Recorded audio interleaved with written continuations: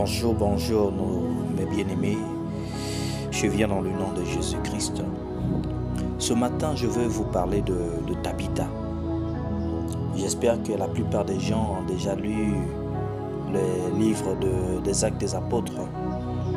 Tabitha, c'est dans le parcours de Pierre. Tabitha, c'était une femme généreuse qui faisait du bien autour d'elle. Et il arriva un jour, elle décéda. Et on appela Pierre. Pierre est arrivé. Et ce jour-là, Pierre a vu dans la maison, dans la chambre haute où on l'avait emmené, il y avait des veuves.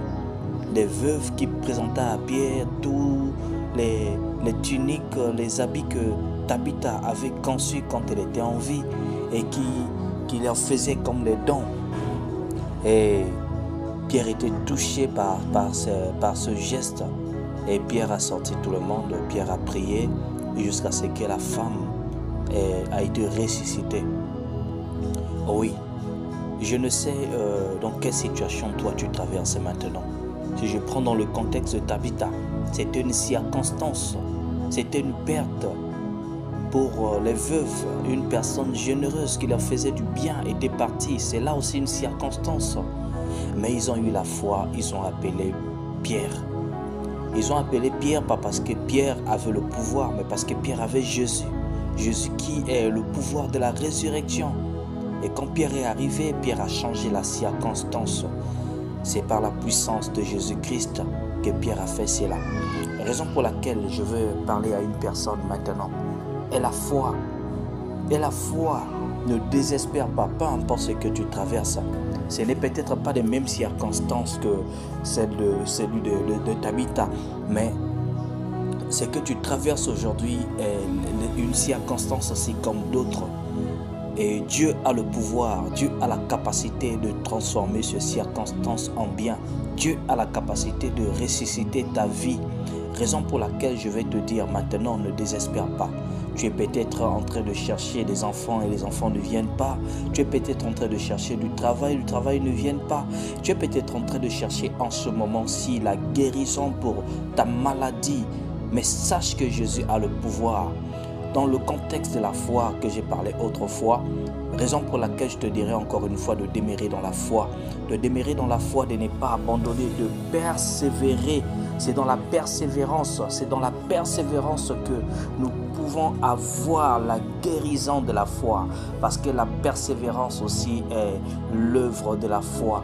Oui, bien-aimé, je t'encourage ce matin de demeurer ferme, de ne pas abandonner, de rester fidèle à ce Jésus-Christ.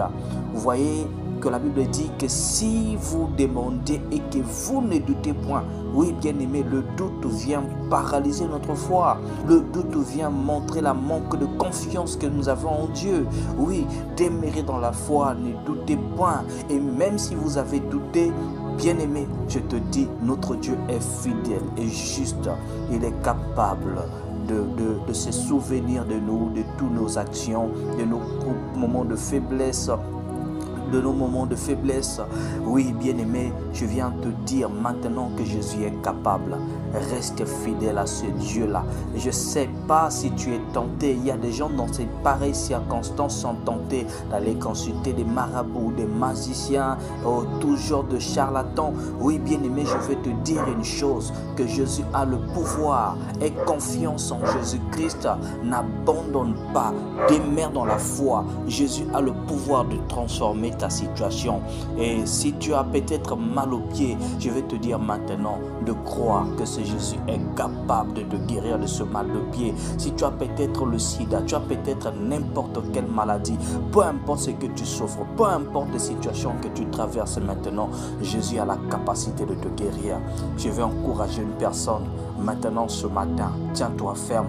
Christ est capable de changer ta situation. Je vais faire une petite prière et si tu as la foi, je suis sûr que notre Dieu va te guérir.